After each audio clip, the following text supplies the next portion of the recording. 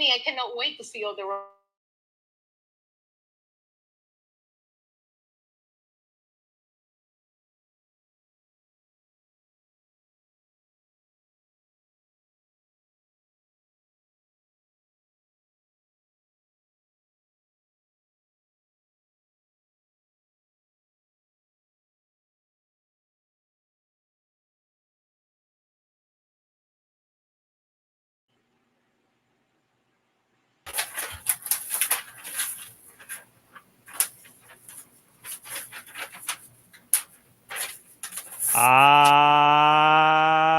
Yes, ladies and gentlemen, it's Valentine's Day, and you know what that means. We've got Texas death matches, the return of the Fred Durst goatees, and so much more.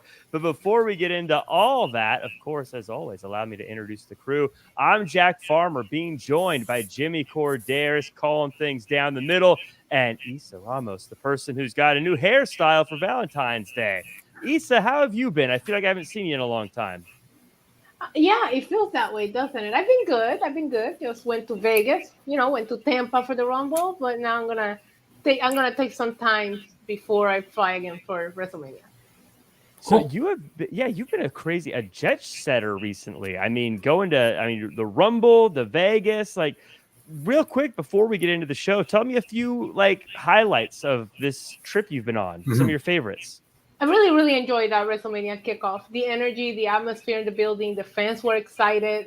Even just I did a round outside to get some content for Lucha Libre Online, and there was a lot of back and forward. Cody sucks. We want Cody signs, and the fans were having a lot of fun banter, and it just felt like a very exciting time. I know that things were going a different direction, and there was some backlash, but that backlash really brought a lot of interest to this event.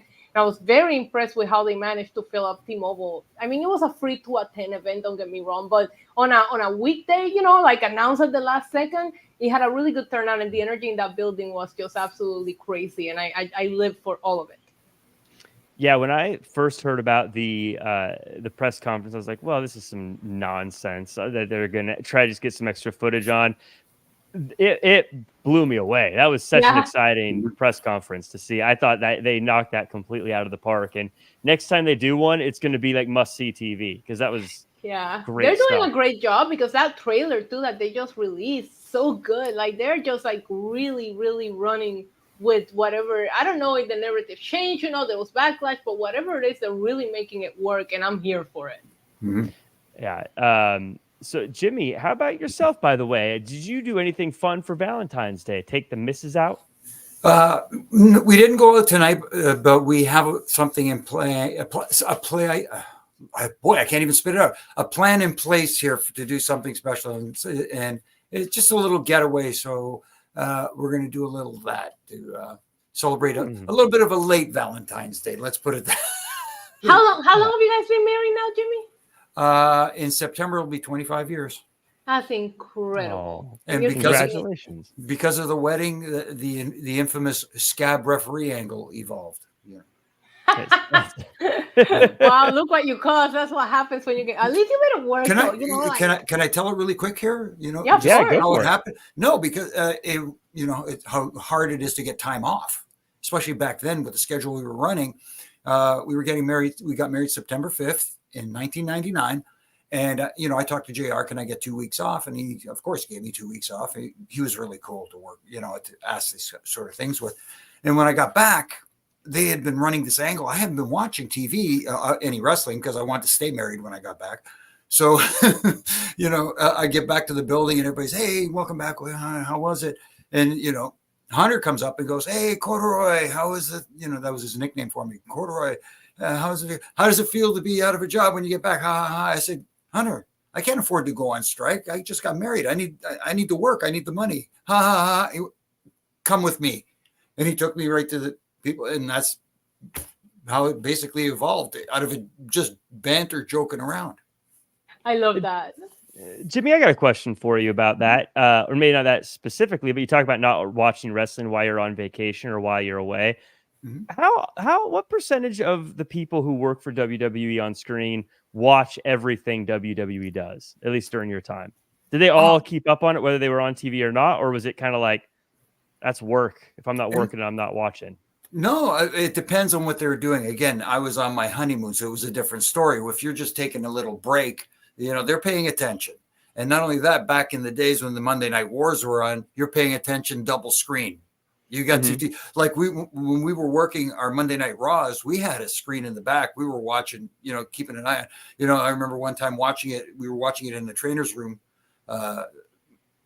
Monday Night Raw, not Monday Night Raw, but Nitro. And Vince walks by and he says, "Turn that damn off," And right.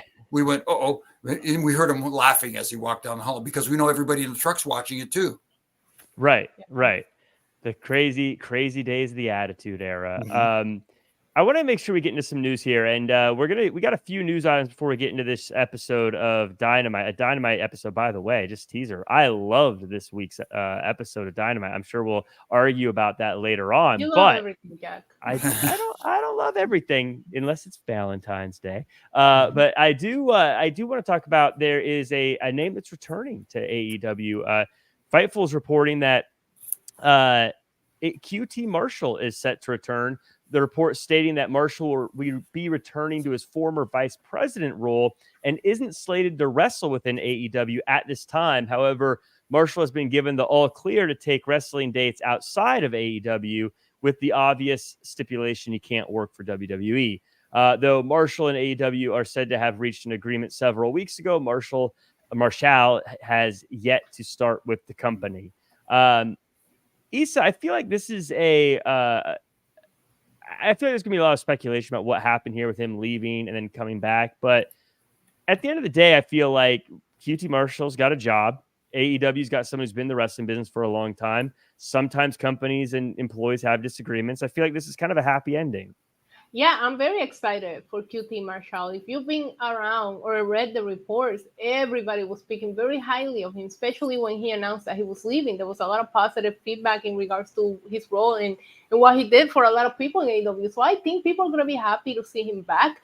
Maybe it was a misunderstanding, like you said. Maybe it was something they couldn't come to agreement with, and they finally did. We've seen it happen all the time in other companies, WWE included.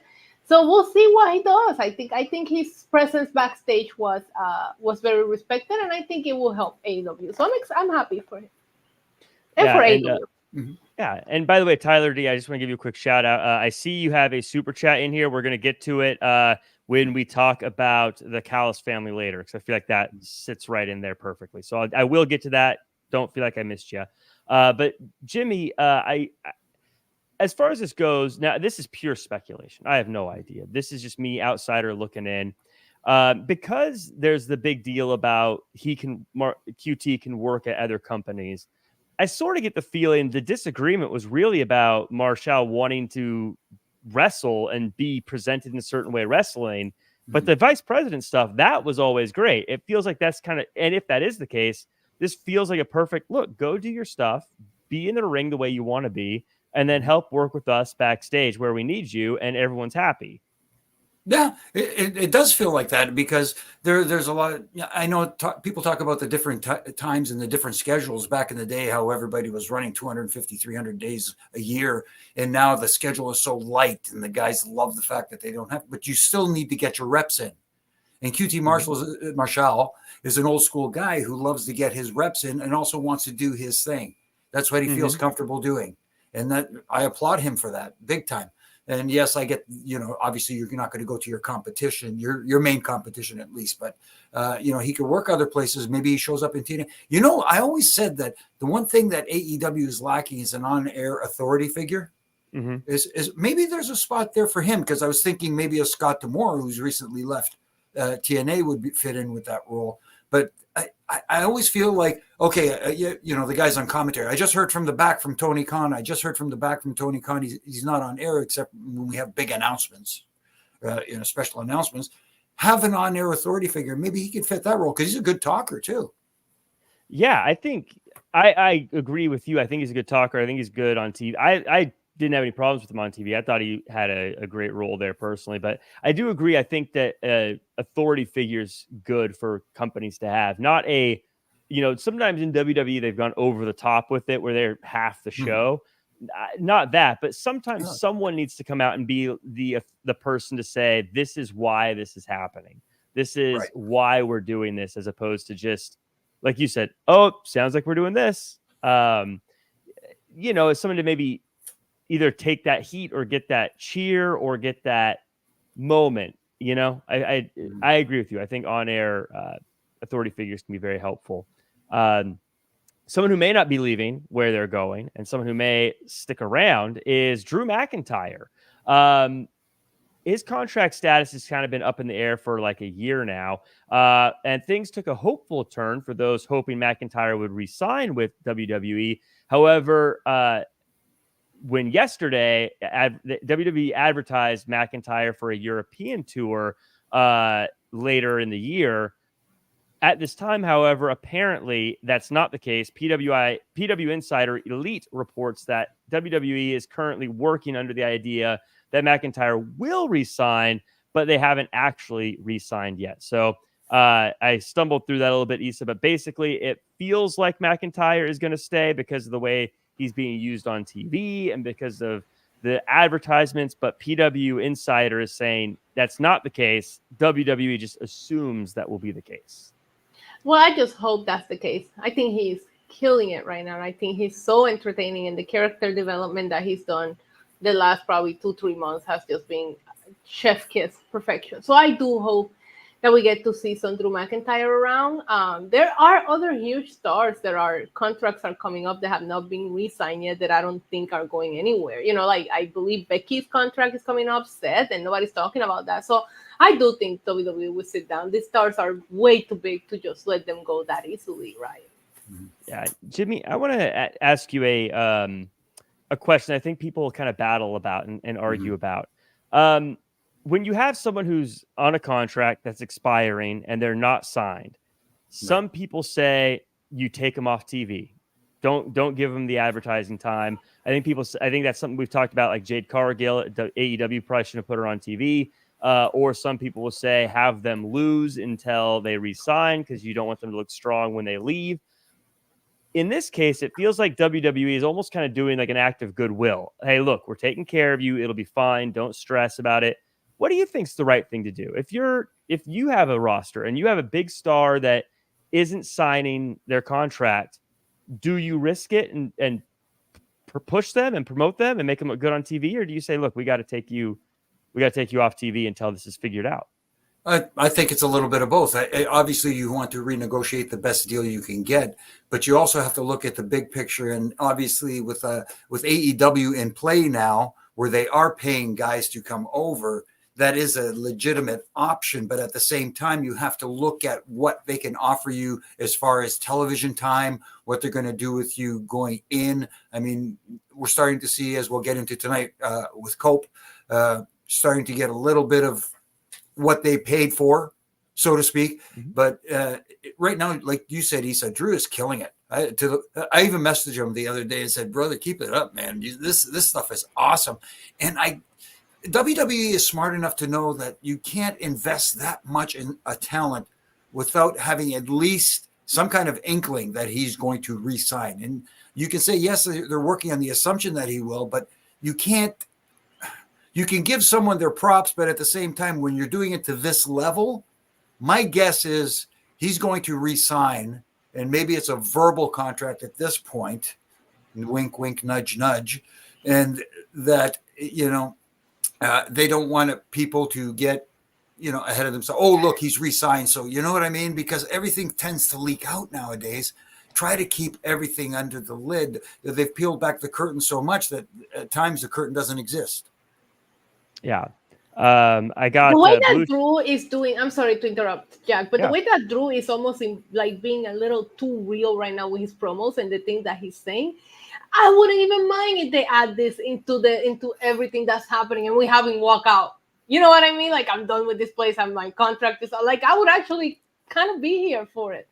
I love it, and then show up at the right time. Yes. to take someone out, and let's say someone out, like from the crowd, like make it sound like he didn't even resign. I signed a 1-day contract to kick your butt. Like, oh my God, I would actually kind of be here for that. If you can wait that long, can you do it with a returning CM Punk?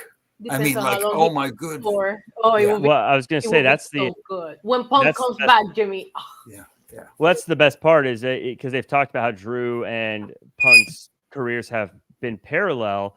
It would be interesting to hear or to see that happen in a similar Summer of Punk kind of way, where Punk left with the title at the time, and came back later. If Drew did something similar, maybe not leave with the title, but left and then came back.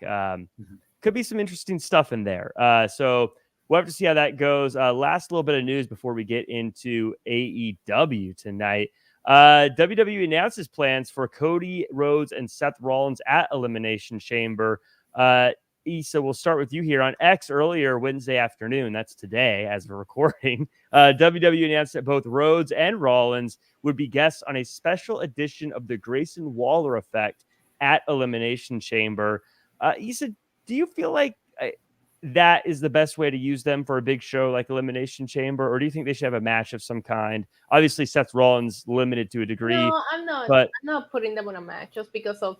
I want to protect Seth as much as we can so that he can be healthy for WrestleMania. So if you can find a way where he can talk and promote what he needs to promote without having to put him in a match, that's what I would do, right? However, I'm gonna go and tell you that's not the right way to use Grayson Waller in Australia. You really couldn't find a match for him. Like, I get it, but this Grayson Waller Effect segments have been him putting other people over since they call him onto the main roster. It's not what they used to be in NXT. The Grayson Waller Effect was one of my favorite things in NXT with the Instagram live feed. Like, it was so good. And now they just haven't come over and put over other people's matches. And there was a period of time there where they were having him have a couple of good matches, but he lost to Edge here and there. But there's a handful of people, and maybe it's because I'm still riding the wave of Backlash, and you want to see those people that are from that country get to shine in front of this crowd. And I just don't know that a talking segment is what Grayson needs to be doing at Elimination Chamber. I know that Rhea's going to get an amazing moment. I already got chills thinking of Rhea coming out, at Elimination Chamber. But I think that there's another group of people that also deserve to have their moment. That's all. yeah, Dylan Matthews, by the way, from Australia, says, I hate this. Give them all a match. But Beer Money argues no match for them at Elimination Chamber. The crowd gets to see them. There will be a great segment, all for the best decision. Jimmy, I want your thoughts, because it seems like, of course, Bronson Reed didn't make it into the Elimination Chamber as well. Grayson Waller not having a match is, of course, Rhea Ripley, I think, is going to be that moment, probably moment of the night. Do you feel like they're missing an opportunity here, not having more of their local folks in matches at Elimination Chamber? Here's another one. Fence sitting again, yes and no, but because the big moment this is all leading up to WrestleMania and the big moment and the big match. And you want to get the guys that are involved in this situation some kind of time on this pay-per-view. And what's, like Issa said, you want to protect Seth as best you can so he can be as close to 100% at least when he goes into WrestleMania. And with Cody, he did that. Was it the Chamber last year where he did? Or no, it was no, that was a Hell in a Cell. The Hell in a Cell, where with the torn pec and stuff like that. Anything can happen on any night. And these guys are so good on the mic, as we saw last Monday night. They could turn this segment into a must-see. Kind of like they've been doing it with the press, the kickoff show, with the trailer, with the promos they've been cutting on Monday nights and stuff like that, and the interaction between them, and plant more seeds and doubt in people's mind. Is Seth going to be sneaky and turn on Cody and align with his former Shield brother? There's so many angles in play. There's so many, like the road, but there's a lot of lanes that you can take. Yeah. And that's the beauty of it. I love everything about what's happening right now. Yeah, it's been really, really good stuff over at WWE and how they're building to this WrestleMania. We're going to have to see, but of course, this is an AEW after show. Yes. We're going to talk about All Elite Wrestling. We're going to talk about AEW Dynamite. Of course, as we do, as always, I'd love for you guys to hit the like button, share, comment, subscribe.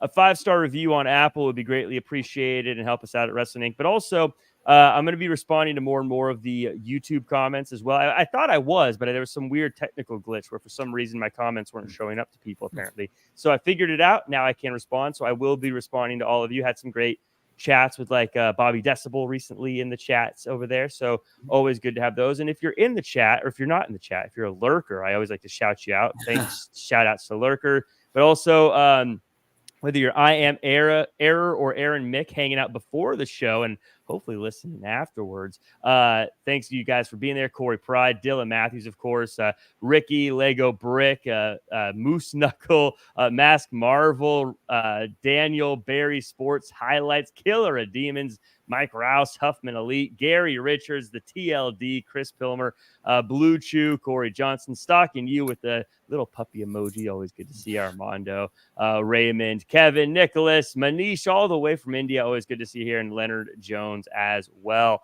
Appreciate all of you for being here.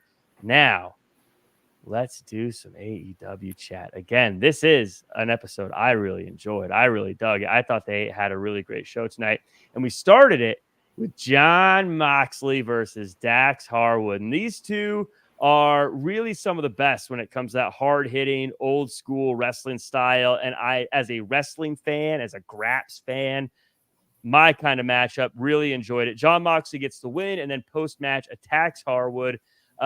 Cash Wheeler comes out for the save, but Claudio helps Blackpool Combat Club get the win and stay on top, leaving FTR on the mat. Jimmy, this clearly is looking like it's building towards a Blackpool Combat Club versus FTR matchup. How did you like the way this episode started? How did you like the matchup? And how do you like where it's going with the Blackpool Combat Club versus FTR? I like starting it off hot. You bring Jon Moxley out through the crowd and gets that great reaction, and you get the crowd into it early.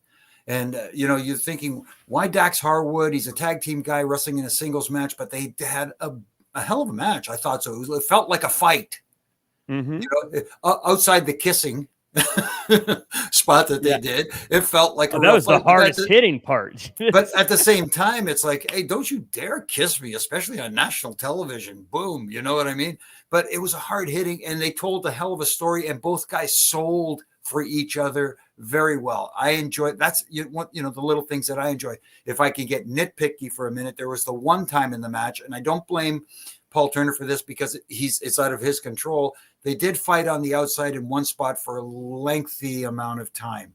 And I don't like this relaxed rules kind of situation. It is a 10. You can fudge the numbers a little bit, but you can't be out there for a minute and a half and not, but other than that, and leading into that angle, going to your question as well, at the end, I loved it.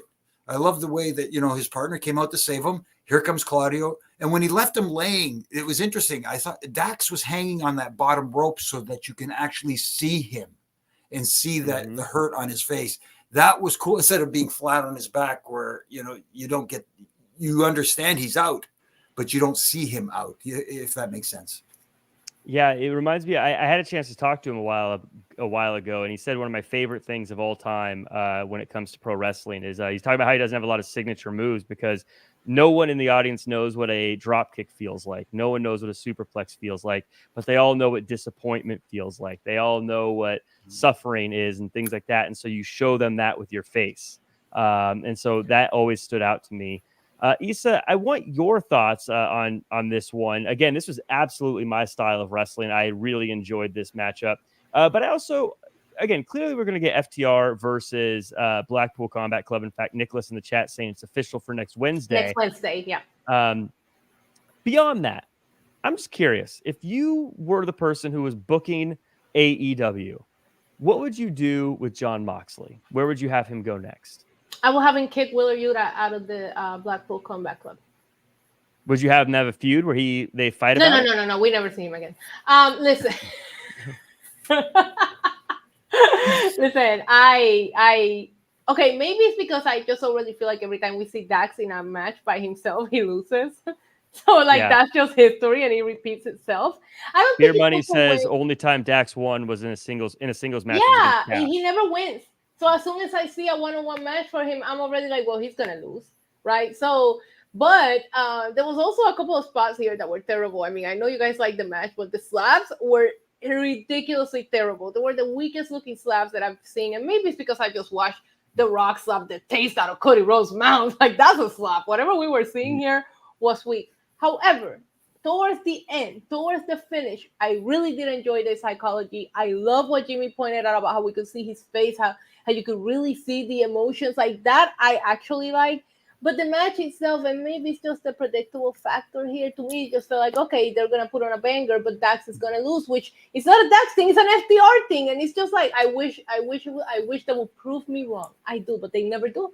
Could it be, Issa? Do you mind me asking a question here really quickly? How could it be, dare Issa, you ask a question? I know, really.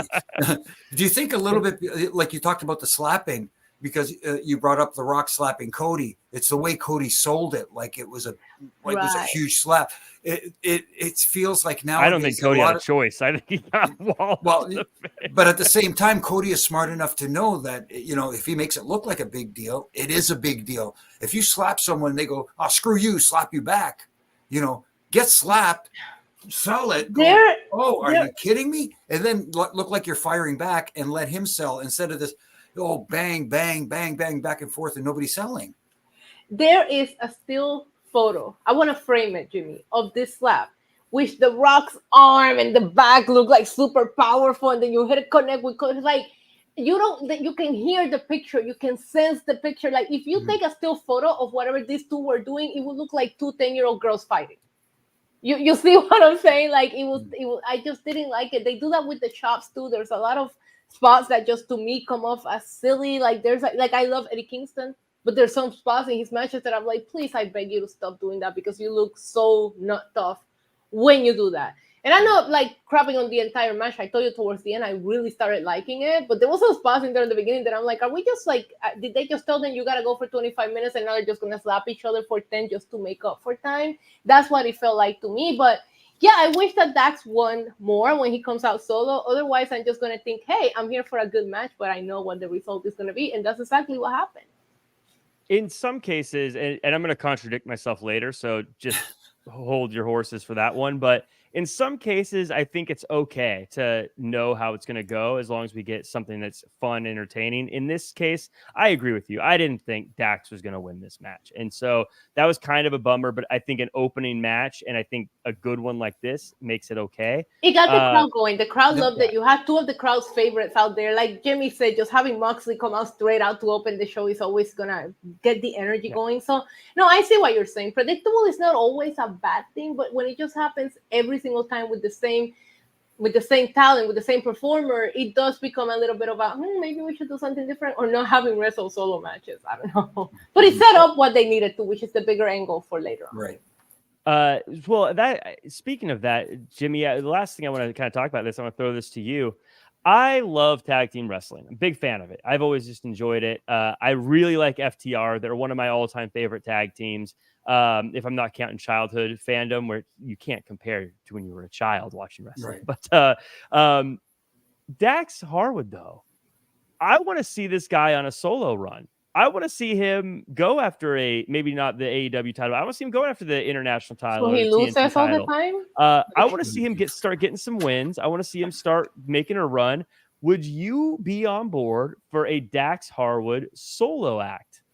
I wouldn't mind it if it's done in the right way. If you ask me what the right way is, I don't know at this time. Does he do a split?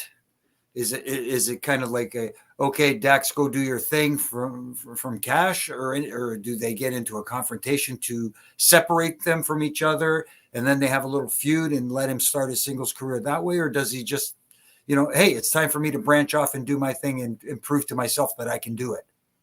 I say very in my mind when I say it, I imagine it very New Day-esque, where like, hey, sometimes we do single stuff, sometimes we don't. Sometimes, that's kind of how I see it. But I feel like he cuts great promos. He's great in the ring. He's believable. Mm-hmm. I don't know. I just want to see him. I want to see him have some singles matches and I agree. I want to see him get some wins as well along the way. But that's just me asking for stuff. I don't want him to get Chad Gable. Let's put it that way. Right. Well, that's exactly. But much like Chad Gable, I think Chad Gable going, I'm going to do some single stuff for a little bit, and then I'm going to go back to being a tag team or whatever the case is. I'm just a big Dax Harwood fan. I like Cash Wheeler too, and I like the team, but just I guess because Cash I never really do singles matches, so I don't think of it. Right. Him being singles. two guys that are singles wrestlers and having trouble finding opponents apparently are Konosuke Takeshita and Will Osprey. Don Callis comes out and says he wants to have a match at Revolution, but they can't find opponents, so they're going to look within, and we're going to get Osprey versus Takeshita. I felt devastated for Hobbs because he was like, it's going to be Konosuke Takeshita versus Will Osprey. It was so good, though. And I was like, oh, poor Hobbs. Issa, I want to ask you here. I'm going to send you Tyler D's question. It says, where's Hobbs? Miro. WWE could build Hobbs. Miro's a killer. Instead, we get CMLL nonsense. JW on Rampage this week. I'm done after the pay-per-view. I love C Cage. I feel like a lot of people love Hobbs. Miro hasn't been on TV for a while. I don't know what's going on with Miro. Speaking of Hobbs, though, he didn't get the pick here. Why didn't he get the pick, Issa? Because he don't want to lose to Osprey. It's Osprey's debut match. You really think you want that? I wouldn't take it. Not for $1 million, though. Let Takeshita take it, and he can lose. That's how I saw it. Yeah. That's actually a really good point because you're right. Will Ospreay is not going to debut. Well, I mean, he's been in AEW, but this is kind of like his debut. He's not going to lose on his debut. He's not. So, but this is clearly Issa going to be, I think, what the AEW is really good about putting on these 5-star matches. There's a few of them that you're like, look, there's not a lot of story here, but this is going to be your 5-star match tonight. Feels like Takeshita Will Ospreay. Like 5 of them at least, so that's going to be one of them. Do you think this is going to be a good one? I mean, I know we're lacking some story here, but are you excited to see this? I'm a big Will Ospreay fan. I hope that he comes in and just like they book him to bring that star factor that they desperately need right now. Without MJF, without Omega, you feel it. You're watching this show and you feel it. You don't have that. Samoa Joe is doing it. I think the World Championship, we'll get into that later, does feel like a big deal. But you don't have enough star factor right now. And I think that Osprey could bring that if booked and have the correct creative behind him. And you have the opportunity to start him fresh. I know you said he's been here before, but he wasn't part of the AEW roster. This is different. So I do think that Osprey could be that guy for them. So I'm super excited for it. And I think he should come in and kill it. I think they'll put on an incredible match. And I do think to showcase him better. I thought Osprey can dance with anybody, but I think that to showcase him better, they make the right choice in the opponent. Yeah, Jimmy. So again, I think this is going to be a 5-star awesome matchup. I think both guys are going to look incredible after it. But I think what the issue is, in my opinion, anyways, is it's missing a little bit of that heat. I don't. There's not really a story. There's not really this is why I want this person to win or that person to win. What's something they could do? Do you think that they could do to kind of heat this up a little bit? So it's not just two great wrestlers, but it's actually like, ooh, I got to see Will Ospreay get the win here. Or, ooh, I want to see Takeshita stop Ospreay. What can they do in this situation, do you think? It's got to be Don Callis. Don Callis has got to be the guy who ignites, who sets the fuse off and ignites throws the grenade in the room. Let's put it that way. He's the one who has to set the table right now and make it feel like there's a reason behind this other than, hey, we just won a great 5-star match. He did a good job of building up Takeshita tonight, calling him, getting that big win against Jericho and the best in the world and blah, blah, blah, and all that stuff. But at the same time, that's how people feel about Will Ospreay. They think he's one of the best out there right now. And Don Callis is such a good talker. He can do it. He can he could kind of off the cuff slight Osprey a little bit and kind of make Will Ospreay go, hey, wait a minute. What'd you say about me? Wait a second here. It doesn't have to be a big jab. It's just something subtle that he picks up on. You know what I mean? Yeah. Don Callis is going to have to be really good because I believe, and this is me just speculating again, I could be totally wrong. I got a feeling we're not going to get to see a lot of Will Ospreay building up to this. Because I think I think Revolution will be like his start date, basically. Yeah. So again, I could be totally wrong, but I feel like it's basically going to be Callis and Takeshita having to build this on their own. So I don't know, maybe have Callis on a cell phone thing, very Paul Heyman like, being like, "Yeah, Ospreay, you're the best. You're the very best." And Takeshita hears it and is a bit like, wait a minute, and then it becomes sort of a matter of pride in that way or something. Oh, wait, no, the cell phone thing is perfect way to set it up because he's got him on the cell phone, thinks he hangs up, turns to Takeshita and says something along the lines of, don't worry, you got him. He thinks he's a big deal or something like this. And, you hear a voice on the other end going, you didn't hang up your phone or something like that. Oh my God, that would actually be so good. Well, it's Osprey. So like, oi, you didn't hang up your phone, bro. Yeah. We're live, pal. Every time he talks, I'm always like, oh, it catches me off guard. And I don't expect that voice to come from him. It's great though. Hey, bro. I can't wait for him to be regular on. I just AEW. really hope they make him the star that I know he can be. Yeah, he could be. We're going to talk about the top of the AEW card in a little bit, but I think they've got the potential to really spice it up soon. But for now, I want to talk about Wardlow versus Barrett Brown. Do you? I absolutely do, because look, and Jimmy, I'll throw this to you. Dominant win by Wardlow. He's getting his poses in. Quick win. Looks destructive. Is this not how we've wanted to see Wardlow presented?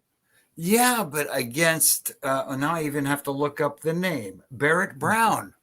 Yeah, and people don't give a flying Fernum about Barrett Brown. That's the problem here. I love the stuff with him posing and looking at himself on the Tron and all that sort of stuff.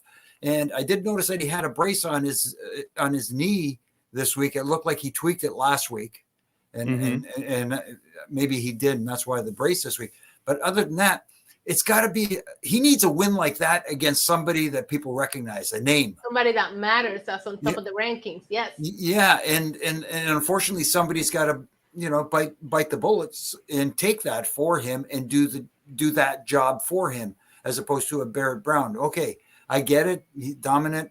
He basically squashed the living, out of him. But, it's got to be someone of value. And that's I'm not to slight Barrett Brown. As I'm not saying that has no value. I'm just saying the people are not with him at all. Yeah, no, this is for not. I think he's been on TV before, but he's not like a one of their reoccurring characters. The Issa. Right.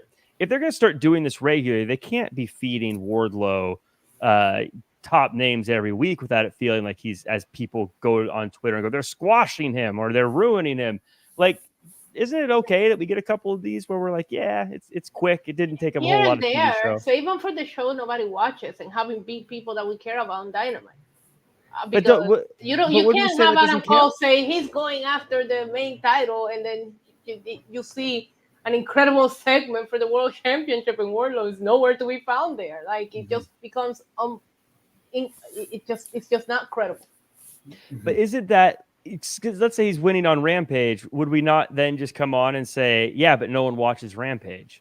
No, I say that the wins against people we don't know. Having beat people that at least we know, that at least we kind of care about or we're invested into, and not these people that we're not familiar with. Mm-hmm.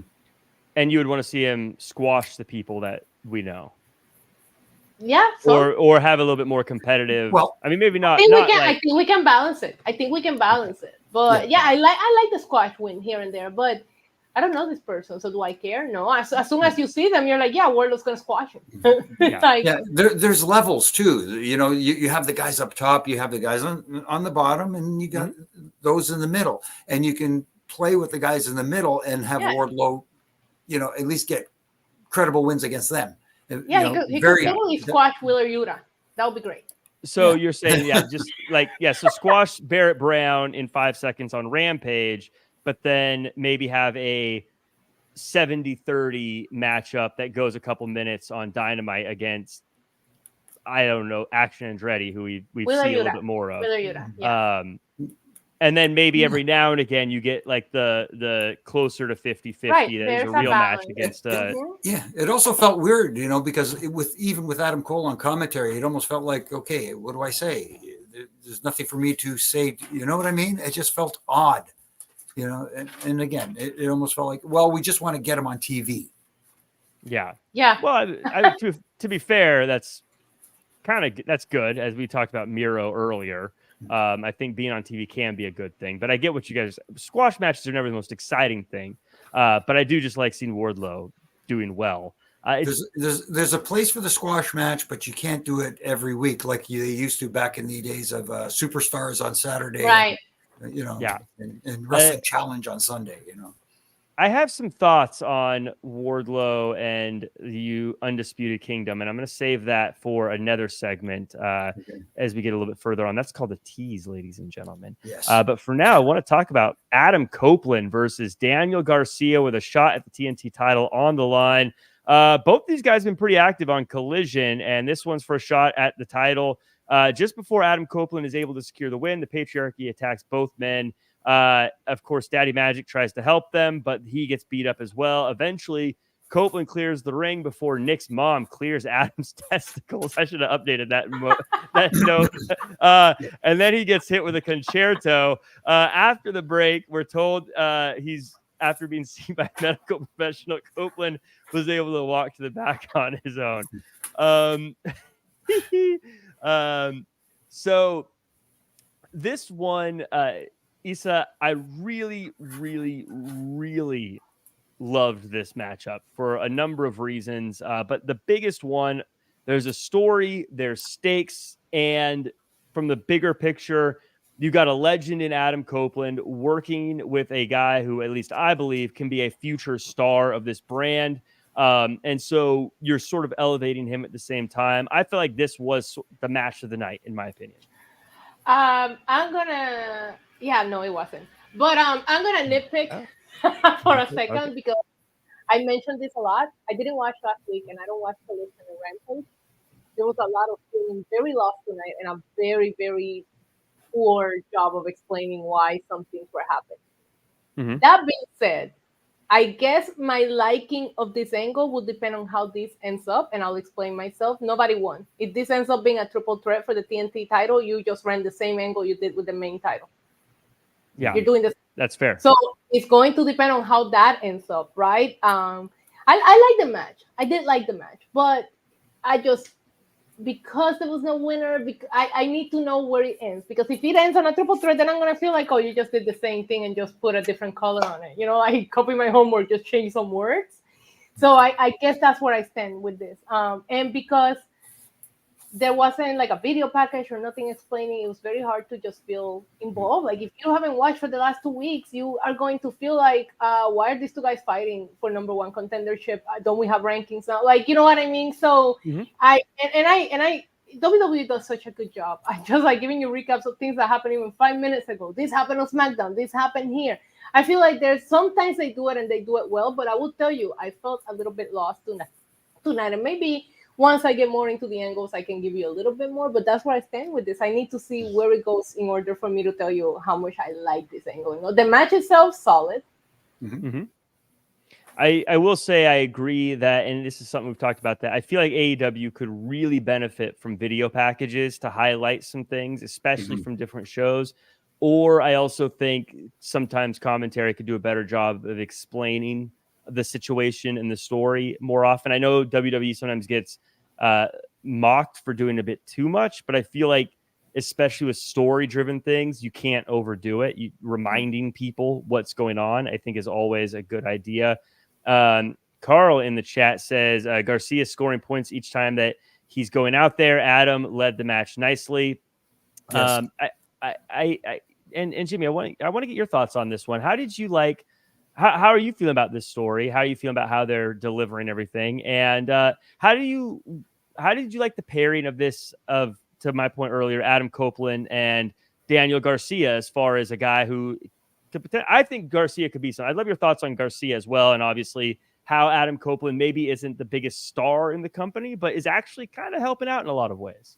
No, he is, absolutely. And the way the match came about, I agree with Issa on that one, where not everybody is clued in to the Friday night show and the Saturday night show, so it's tough to get invested that way. But having this Cope open, look, I twist tongue tied over there. But the match itself, I thought was really good. And Carl Leduc, from the infamous Canadian Leduc family, thank you for joining us again tonight. He mentioned it really well. Adam Copeland led the match very well and helped elevate Daniel Garcia. And that was the purpose of this match in one part.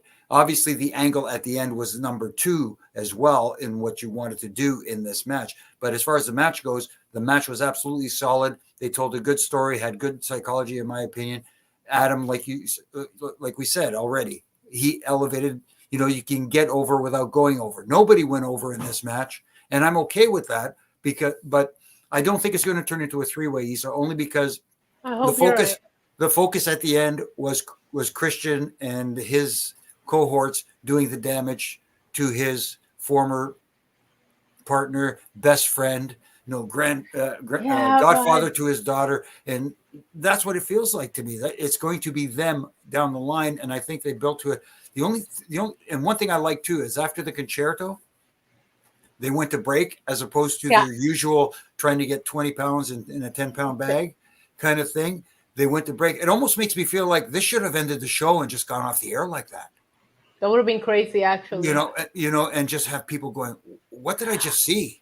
But don't you think they add Daniel Garcia in there to take the pin so everybody's protected, especially if you want a new champion here? No, well, this is why if we're doing the fantasy booking, this is my belief is I think that concerto is something that in wrestling historically is one of the most devastating things that can happen to somebody. I mean, usually when that happens, they're off TV for a while. Yeah, but he walked it off. I think we're going to, well, we didn't see it though. I think we're going to get Garcia versus Christian Cage first, and then we'll get to Adam Copeland versus Edge. I think that this is a stop on the road to where we know it's going. We're going to get Adam. But this is what I mean about I guess they did their job because I'm tuning in and I want to see where it goes to be able to tell you how I feel, because now that we're talking about all these scenarios, Jimmy's telling me it's going to be, I think it's a 3-way. Jimmy thinks it's going to be Cope and Christian. Now you're saying Daniel, like they could go in so many different directions. So at least they did a good job at leaving the book open and making you wonder, where are we going from here? And the other thing too is when Christian and Adam do have their first match against each other, it doesn't have to be the only match. Right. It could end in several different ways where they continue their rivalry. So there's a lot of stuff in play here, and it's going to be interesting to see where it goes.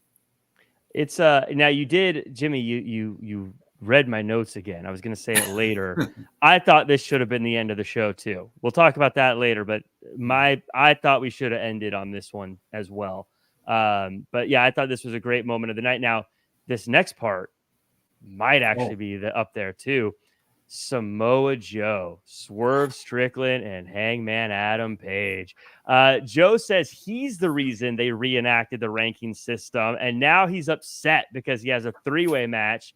Swerve comes out and says that Joe's making this personal, and Swerve is going to be one of the best of all time. Page says that he should get the one-on-one match, and Swerve has already taken enough of his time, and that's why he didn't get the extra 5 minutes. Jimmy, this was absolutely a stellar performance, I think, by all 3 guys. I thought they gave storyline reasoning for a lot of the stuff that's been going on. They sold me on this match, and if this is the top of the card for AEW's men's division, I think it is incredibly healthy right now. What say you? It is, because they were all spitting fire tonight, especially Joe. I'm really enjoying Joe as champion right now. He's killing it on the microphone when he's on the commentary desk, whatever his role is. It's in his suit, which is, something I'm not used to seeing in the past. Like we've been seeing it on AEW as champion. He's been wearing the suit. It just suits that character so well. And you talked about, everybody sounding authentic and sounding genuine as opposed to coming out and cutting a wrestling promo. And that's what seems to be working in 2024. We were seeing it on the other side in the other company as well. It's working here as well. And the line, everybody had their lines, but Joe saying, you both will be walking in at Revolution, but you're both going to be limping out, and then drops the mic and leaves the ring. The only thing I didn't like is when he left the ring and he turned back to look at him, they kind of ignored him and faced off Page and Hangman in the ring. I wish they would have kind of looked at him and gave him that look like, okay, so Joe's giving him the business with the title in the air, and then they can get into their face-off, so to speak. That was the only small little thing, but other than that, it was absolute fire. They, I thought that what I loved about how Joe handled this too, even though he's supposed to, I don't know who's the bad guy here. I don't know who the good guy is here, but I'm really into it. But yeah, Issa, talk to me about that. Cause yeah, I don't know.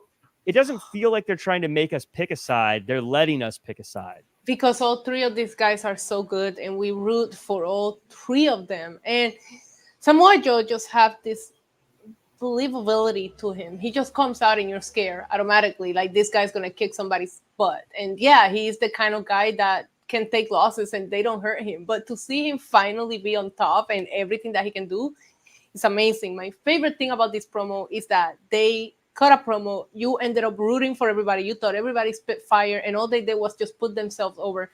No cheap shots, no stupid jokes. No, you're like, look this way or this way. No, they just talk about their resumes, what they can do, and how much this means to them, and it freaking worked. It was perfection. I'm here. I cannot wait to see the match, and I'm super excited for it. And again, this is the most interesting that Hangman Adam Page has been.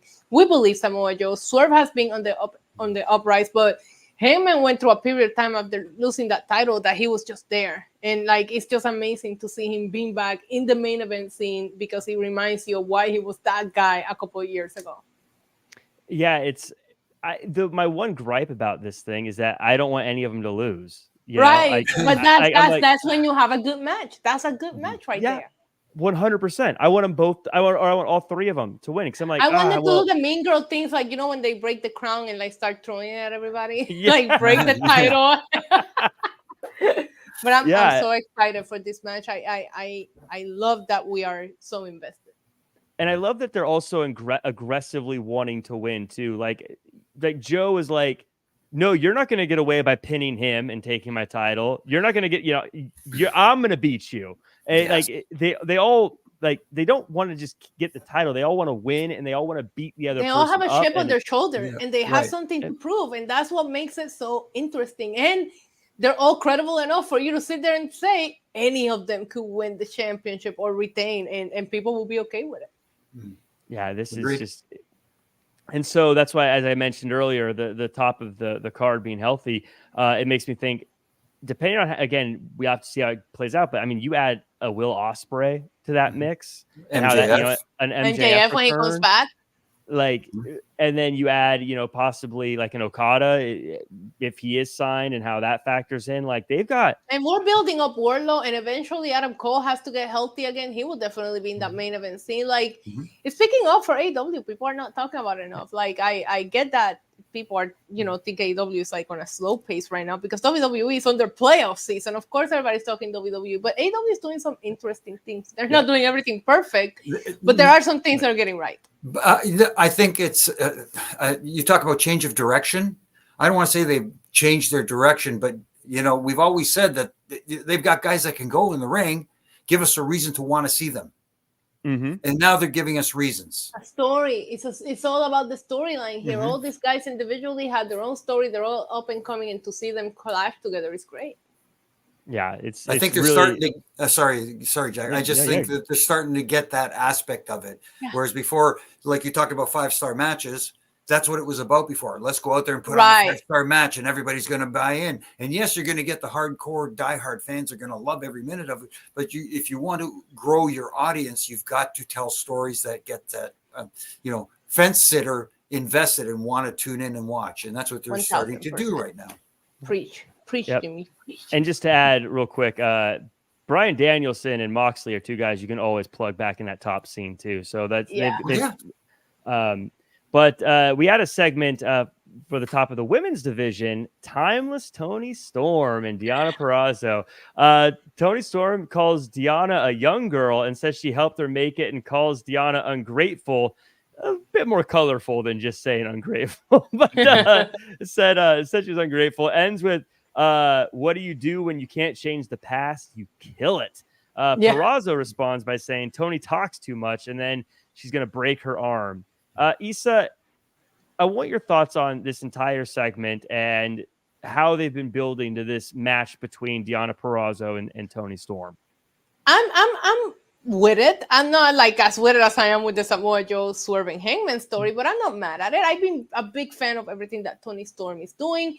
Deonna Purrazzo's debut felt like a big deal. They have this backstory, which is incredible because that if you just debuted someone a couple of weeks ago, that's a great way to elevate them into this title scene, just using that backstory. And we were just talking about how much more having story adds to the match itself. I am looking forward to the match. I wish there was a little bit of more interaction, but that's not what Toni Storm's character is about, so I'm okay with it. I wish that TBS title was also like included, because the rumors are that we're gonna have a big signing with the women's division, so maybe we're gonna start turning things around with the women's division. I want everybody to matter as much as this matter, because outside of anything that Toni Storm is doing, I don't feel like anything else matters, and we'll get into that with the women's match later. So I need everybody else to be elevated, because one player is not going to be able to carry the load of elevating the entire division. I do think that if the rumors, which is basically almost confirmed, that Mercedes is coming, I do think she's a game changer. I know that word gets thrown around a lot, but there's only so much that she can do if you're not building stories and contenders for her to go against when she finally shows up. Yeah, she absolutely is a game changer. I think she is I always say there's a few people, and I said this on Monday. I think CM Punk is one of those people that like just rabid fans. Mercedes is one of those people. As I challenge the world, if you don't think Mercedes it has a passionate fan base, just tweet something about her. Oh, see what happens. Yeah, good luck to you. Give it a try. We wish you well in your future endeavors. There's a handful of people that have that army of a fan base, and I always say it's Cody Rhodes, Mercedes, and CM Punk. Like those people will go to battle for their favorites, and you love to see it. Look at this. Like, listen, you guys know I'm Team Tribal Shift till the end. I don't have a problem with whatever's going on, because Roman Reigns is main eventing no matter who he go against, right? So I'm just sitting back watching the show. But to see the movement that a passionate fan base can make is fun. You know what I mean? It's fun. And I think she's incredible on her fan base. People are not ready. I think she's going to change some things. But in AEW, with the women's thing, like we just saw two great angles with Samoa Joe and then Christian Cage. In AEW, it's always felt like one of the titles is what we're going to push right now, and the other one can just sit back onto the next pay-per-view, right? Like it's either we have a good story for the TBS Championship when Jade had the streak and all that, or we're going to push the main one. Like, we're never seeing both of these titles being elevated and being in, like, equal level storylines, per se. So, I like Toni. I like Deonna. I think they're going to kill it, but we need to start really making the division matter, so when this person shows up, everything just, like, explodes, and they can really make a stand. Yeah, Jimmy, we'll talk about the other women's match tonight, but because I think there's a lot of points that I want to touch on from what Issa just mentioned. As far as timeless Toni Storm and Deonna Purrazzo go, I feel like we've talked before about them, and we love them. My nitpick and my devil's advocate thing, I love this, and I love that they're building this. This feels like personally one of the best stories that has been told around the women's championship in a long time. I feel like the way this was set up, though, didn't do Deonna a lot of favors, in the sense that timeless Toni Storm has this well-produced, really entertaining video package where she says her thing, and then Deonna has to just respond, and it didn't make her seem as entertaining the way this was presented. Where I think, we mention sometimes the format of the show. I think if you just did these separate, like if you had Toni Storm say something, match, Deonna respond, it'd be different. But because Toni Storm thing was so entertaining and different, someone just standing with a microphone saying, yeah, I'm going to beat you at the match, felt a little bit like, oh, okay. And I know Deonna's great. I was just, does that make sense? Like, but there's no presentation. The way you said it, like, oh, okay. The way you explained it right there makes absolute sense. And that's one of the things we've seen from other companies do. You give it time to breathe, because that is such a good segment with Toni Storm in the black and white, and the way her character is shown on television is so good. It's hard to follow. When they say follow that, you don't want someone to follow that and just be simple nuts and bolts. Yeah, I'm going to beat you. I'm going to break your arm. Right. Then you go, but that's it. You know what I mean? That's how it felt. If it was, that's it. That's all you got. Yeah. Or if it was roles reversed, if it was Deonna first and then we saw the Toni Storm thing, then I wouldn't be comparing them. But I was just, I just got done watching this. I was like, this is fantastic. This is great. She's using weird words. This is fun. And then I'm going to break your arm. Right. Oh, okay. That's cool. It'll be a great match. No, it will be. It's a nuts and bolts thing. We got Young Bucks versus Top Flight, and they're still in the bloody suits, getting off their private jet, getting into their private limo, bringing back the Fred Durst goatee, which is the most heelish thing they've ever done. They're pointing fingers. They're yelling at the announce team. Eventually, they kick one of them in the yam bags, as Taz would say, and the Young Bucks get the win. We get a post-match promo with Tony Schiavone and Darby Allen. I want your thoughts, Jimmy, this entire thing. There's a lot that happened here, but my main thing I want to talk to you about as you go through all this is the Young Bucks. They have different music. It's not the fun music. Wrestled in suits. Didn't fly around. Is this the change you wanted to see from the Young Bucks when they did this character adjustment? Yes, it is. I wanted to see a different Young Bucks. I didn't want to see the high-flying guys that they've been known to be. They're now EVPs, or at least letting everyone know that they've been EVPs. And of course, we're going to talk about Darby in a minute, but who let everybody know that they were from the beginning. But, I've said it before, when they get into the ring finally after, changing characters and doing this turn into we are the EVPs and bringing a little realism to it and finding everybody and that sort of thing. I kind of like that. And I like the fact that they have toned down their in-ring stuff. One thing that kind of, again, Captain Nitpicky, the Canadian heat magnet, as I like to call myself, during the match, yes, they're going to cheat to win. But what does Taz call it again? The yam bags. The yam bag. That was the third one of the night. Yeah. We've seen two already. One in the first match, and again with getting the heat on Copeland from Mother Wayne. Nick Wayne's mom. Yeah. So try to be a little more creative. Let's put it that way. And how you're going to get your heat. You know what I mean? It's just or how you're going to cheat to win. That's all. Right. Everybody get together and say, hey, is anybody doing a nut shot tonight? Oh, you guys are? Okay, we'll do something else. I want to make Mike Martin in the chat here says having that match does nothing for Top Flight or the Young Bucks. I want to disagree. And Isa, you can disagree with me if you want. I felt like this was actually a perfect matchup because Top Flight is a high flying, fast paced team. Young Bucks used to be. This is our first time seeing them as not a high flying team. And I think being in there with a high flying team kind of helps showcase that they're not doing the high flying stuff. So I thought from that perspective, it was actually very smart to have them. Now, Top Flight, it wasn't their night, but I think for the Young Bucks, this did help them tell the story. How did you feel about the matchup? And of course, if you want to, you can get into the post-match promo because I'm going to ask about that afterwards. I love what you said because you are absolutely right. They put them with the right team to showcase that they have changed their in-ring stuff.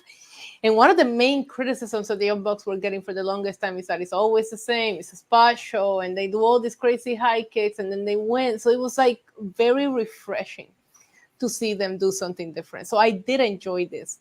However, I also love the private jet arrival with the Wi-Fi logo. You love a private jet with Wi-Fi. But until Darby comes out. Private jets with landlines just are terrible. Terrible people.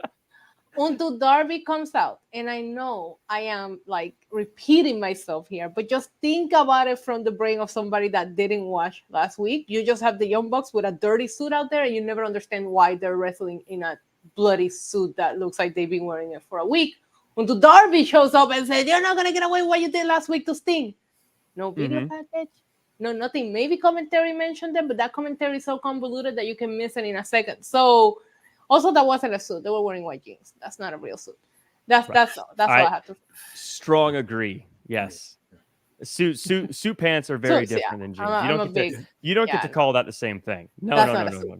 But however, do you understand how ridiculous it looks from a perspective of somebody flipping the channels or somebody saying, maybe I'll check out AEW again today. Why is this happening? You know what I mean? So But overall, I love seeing. I love the EVPs, the Nicholas and Matthew. Like, I actually really like it. It feels different. It doesn't feel like the Young Bucks that we've seen for 4 years.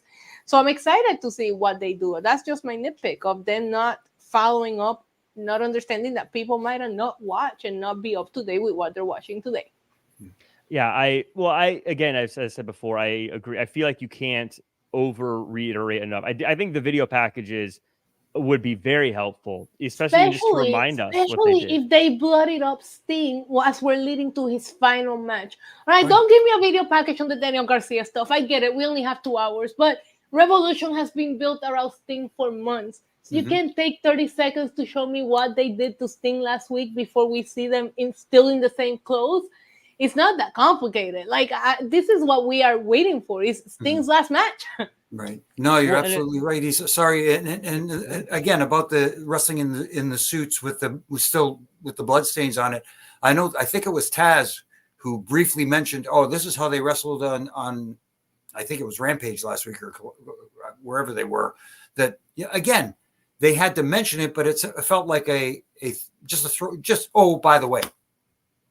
Try but that's not enough. Like you said, Jack, a nice little vignette showing a little thing and then showing a little bit of that match that, just a clip of that match, them wrestling in those suits on another show previously to this. Now I get it. They're being real H's. Yeah. Well, and with the video package, I was thinking, especially something like attacking Sting, that's going to get all of us to hate them. That's a terrible thing they did. Right. Showing us again reminds me, that's right. I hate these guys. They did something terrible, Something that I thought was great, though, I do want to add, because we haven't touched on it yet. Darby Allen comes out and cuts a promo.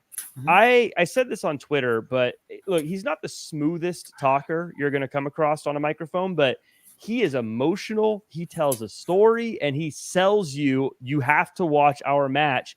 Jimmy, I think Darby Allen is a great promo. I thought it was good promo as well. I thought it was passionate. He showed emotion. He showed some fire.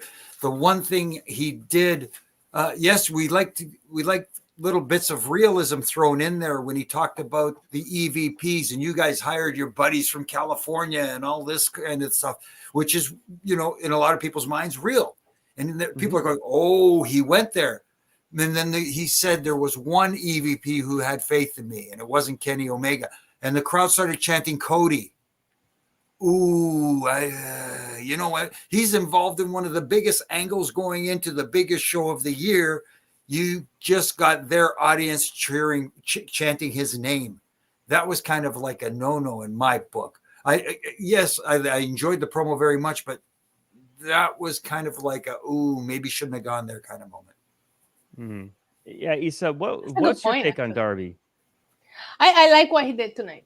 He sold me the match, and as somebody that, like I said, was a little bit out of the loop, I thought he brought it. He tied everything together nicely, and like you said, he's not a smooth talker, but that's what actually makes when he's passionate about what he's talking about. It really makes you invested. You can tell when he's passionate when he's just kind of like doing it just to do it, because it's a whole different vibe here. Yeah, Darby being part of Sting's final match should be a very emotional thing for him. So it came off that way. I liked it. He made up for Sting not being there. Yeah, I really, really loved it. We're getting low on time, so we have a couple things we're going to touch on real quick. I alluded to this before. Bang Bang Scissor Gang. They want to see if they can work together. So they're going to have a 12-man tag on Rampage. Jimmy, I saw someone tweeted something along these lines, so I'm stealing it. I wish I remembered who it was so I could properly credit them. But I feel like Bang Bang Scissor Gang and United Undisputed Kingdom are two things that were sort of from before AEW started shifting into this new kind of presentation they're doing. Mm-hmm. And they're still kind of just there, but it doesn't feel like they fit anymore. I feel like this Bang Bang Scissor Gang thing, I've always said I love all the pieces. I think everyone in these groups have a ton of value. It just doesn't feel like it fits this show anymore. What are your thoughts on this whole situation? They're losing me with this. And, you like you said, you got a group like the Acclaimed who are over like big time, and they feel lost in the shuffle. Mm-hmm. Getting lost and, trying to put these groups together and make it appear that somewhere down the line, they're going to battle and maybe unify the trios championship, whatever the story is going to be. But at the same time, like I said, you've got a team that was hugely over and kind of pushed them to the background and made them feel I don't know how to put it in different words. It's just they're not grasping me. They're not getting me. It's fun, but it's not enough fun to get me back invested in them.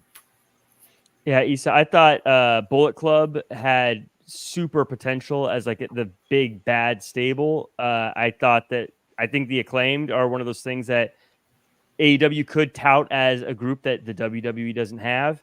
But right now, I just feel like neither of them are working. Oh yeah, 1000%. These screams tell me the trios titles don't matter without telling me the trios titles don't matter. You just put together two of your best trios that could be having a killer feud for these championships if they were important, but you just instead throw them together. I'm sure they'll eventually feud, but are we gonna care? We're not. Yeah. So we'll see how that goes. Willow Nightingale had a match with Skye Blue. The story here is Skye Blue has turned to the dark side with Julia Hart, while Stokely Hathaway is crushing on Willow. They're former friends, now rivals. Skye Blue's about to get the win. Stokely Hathaway distracts the ref and allows Willow to get the win.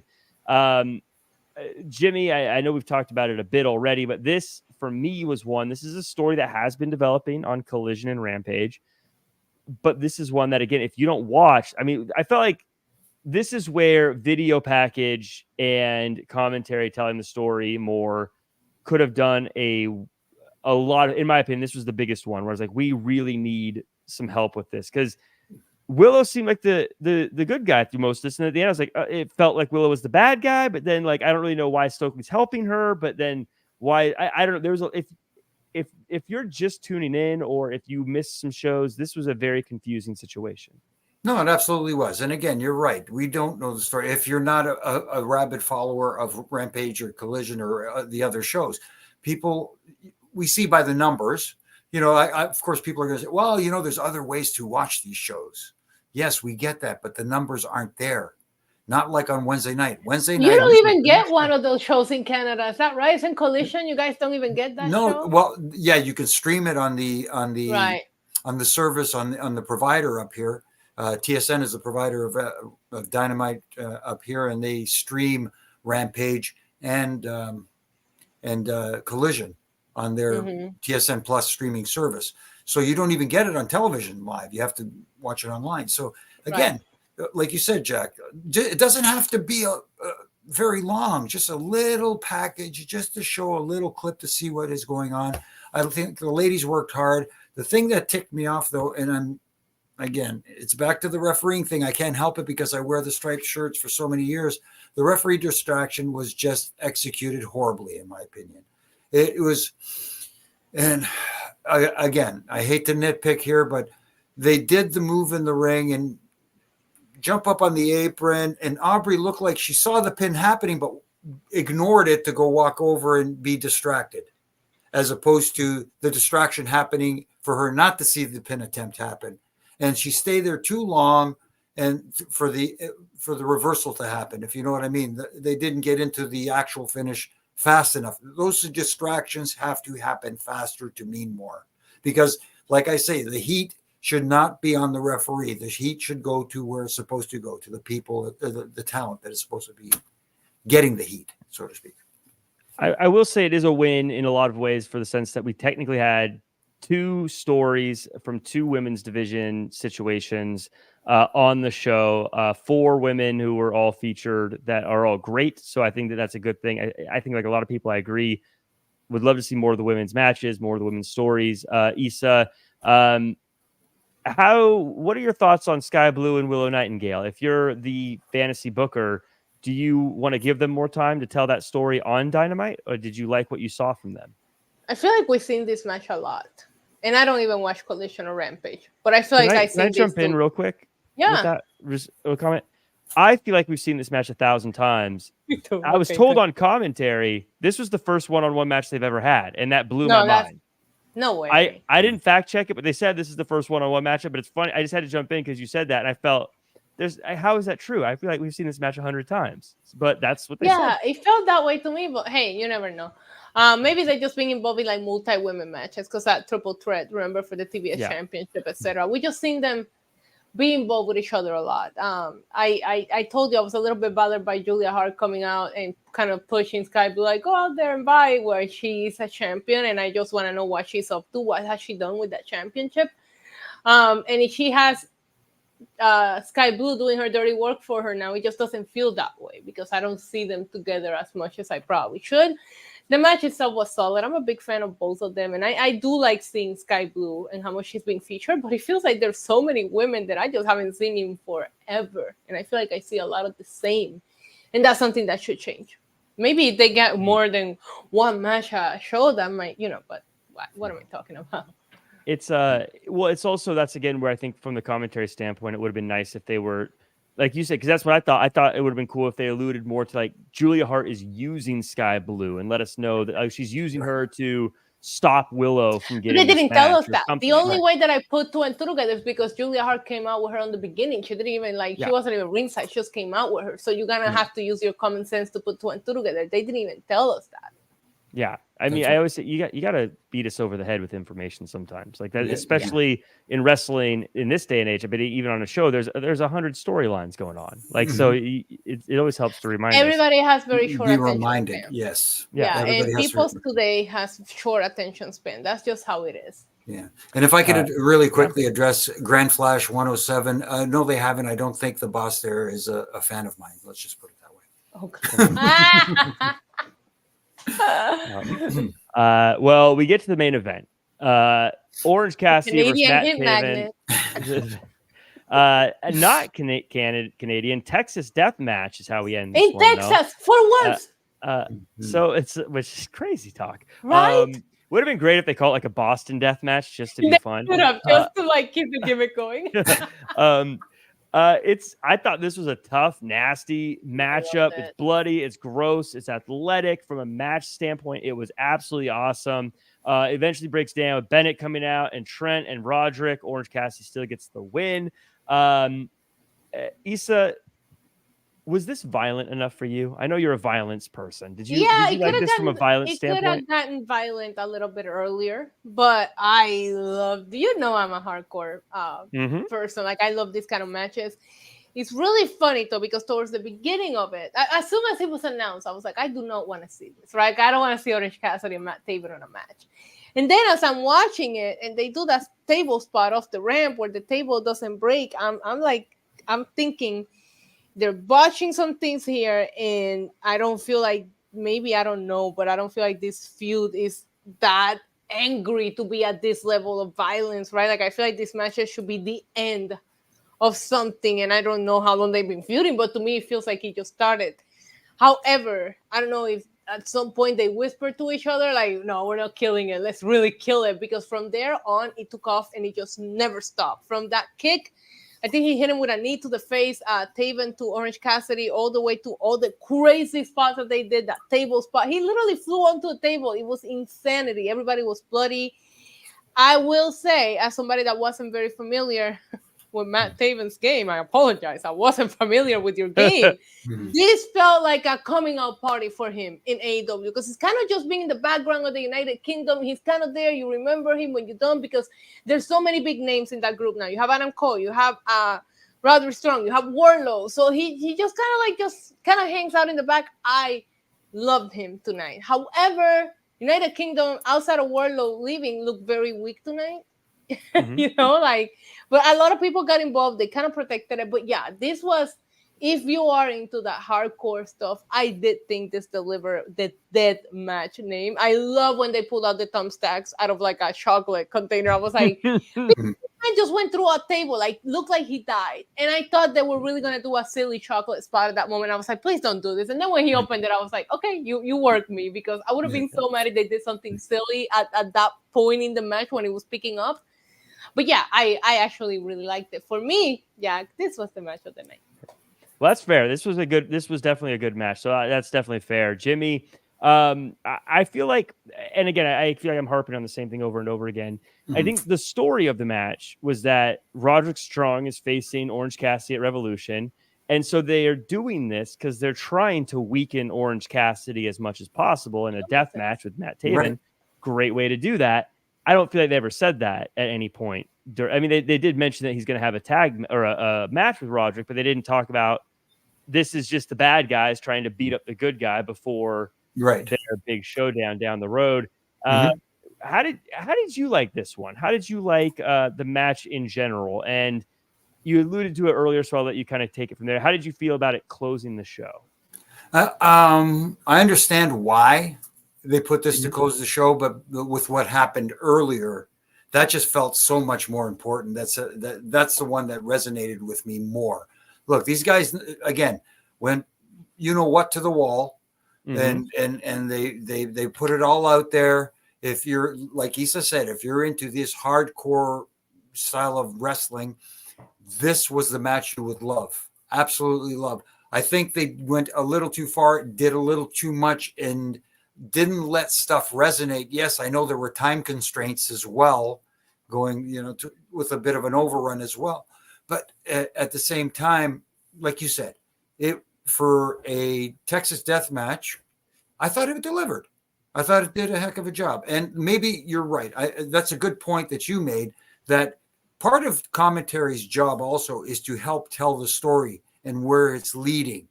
And if someone would have said, especially someone as smart as Taz, could have at least mentioned, you know what, this looks like a plan that they want to beat him down before he gets to Roderick Strong at Revolution. Just that's all you have to say. You don't have to harp on it too long. Put the thought in people's minds so they go, oh, I think I know where they're going with this thing now. You know what I mean? But other than that, and the thing that also threw me off, and I hate to keep harping on the referee thing, is they said the only win is by KO or submission. Now, I said this on Twitter that, I thought to me a KO is an absolute knockout where you're out, completely out. They didn't explain to the fans or to the audience that they considered a knockout not being able to make it to your feet by a 10 count. Yeah, the win kind of came out of nowhere. It was weird. Yeah. That's the only thing. And again, like you said, commentary, just a little hint of, hey, this is maybe why they did it. And there was a lot of 20 and 10 at the end, Jimmy, because you can, unless you're paying close attention, you can't even notice that the ref is counting because there's so many people in the ring and there's so much going on that you kind of like miss the count. And next thing you know, he's counting to 10, the bell rings and you're like, oh crap, I guess he didn't get up. It's like a good announcer knows when to lay out. All the other guys in the ring should have known where to know where the cameras are and where to position themselves so that the audience can see what's happening. The audience at home I think, was a little confused with that finish. Yeah. Yeah, it was to the point mentioned before too. I love this match. I think Taven was great, and Issa, I love that you mentioned that. I feel like he really showed the world what he could do. So I love that happened. I liked everything as someone who, because I'm up to, I know the story. So when I talk about the commentary thing, it's really more of a, as Jimmy says, a tighten screws kind of like as we nitpick things here. But so I did love the match. I love what they did here. But to the point we talked about earlier, I do feel like most TV shows, the best TV shows, they end on a good cliffhanger. Where this didn't end on a cliffhanger. This ended just in a Orange Cassidy won. We'll see you next week. Right. But as opposed to going back to the Adam Copeland, Daniel Garcia thing, that, oh my God, what's gonna she's dead. Is Copeland going to be able to challenge for the title? Who's the challenger? But how much damage was done? Shot ending on Christian Cage. Like, what happens next? You got to tune in next week to find out. To find out.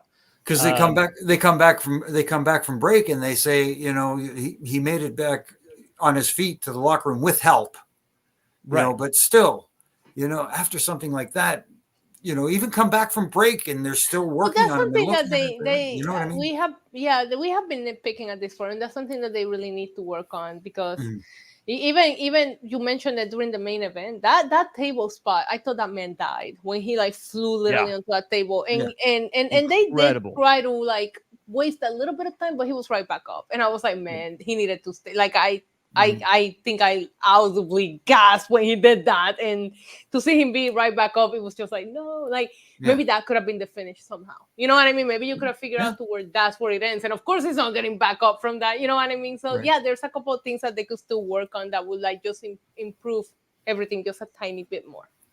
Yeah. Carl saying the timing and psychology after Garcia and Adam matches got the crowd going. And I loved how the boo and the cheers was balanced going back and forth. The heat on Christian Cage is always beautiful. And he keeps getting it in different kind of ways. Like every time he comes out, he just figures out a new way to get everybody to boo him. It's beautiful to watch. Yeah. Christian Cage is not to be a pun. He's at an elite level right now. He's on his prime. Yeah. he's the perfect, like, you want to beat him. I mean, the championship is there, but like you want to beat him. You know, but both championships feel so elite right now. Why can't we do that with the women as well? I agree. I think we need to get more of those or stories the trios championship, or the tag. Well, some of them I think we can just blend together. Right. The tag belts matter just because you just put them on Sting and Darby, but Darby and Sting match was gonna matter no matter what. You didn't need to do that. Yeah. So you know, like let's and I get it. We managed to elevate 2 titles, great, but you also made another 15 titles in this company. Let's try to elevate them all. Right. Yeah, I agree. So that I think is going to wrap it up for us. So thank you to all of you who stuck around to the very end. Appreciate you all. Remember to like, comment, share, subscribe. Before we go, as always, Issa, where can the world find you online, and what your final thoughts on the show and all that good stuff?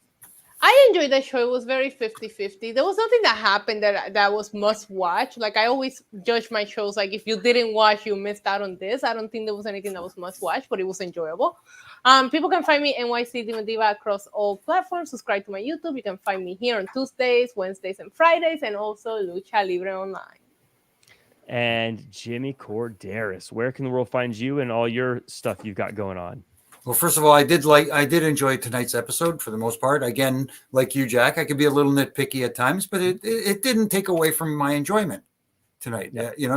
Obviously, little tightening of the screws. And speaking of tightening of the screws, you can catch me doing my ref and rants on all my social media platforms from Monday to Friday.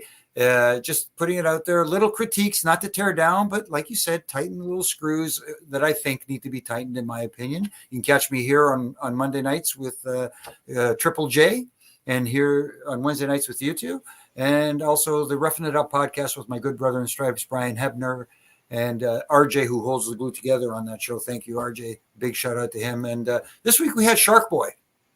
We had a lot of fun talking to him. It was Shell, yeah. I love I love Shark Boy.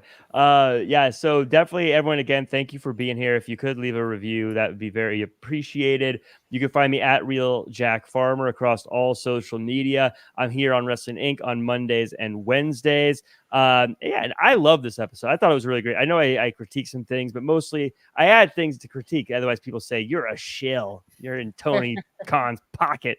I'm not getting a penny, but I would take it if he offered it. I'm the opposite. I'm the opposite shill than you, then, because apparently I'm getting a paycheck from somebody still. But nobody told me. I'm for sale. Okay, so if anyone's got money to hand out, please do. I can be bought. Yes, I can be bought. Absolutely be bought. So listen, you want perfect reviews?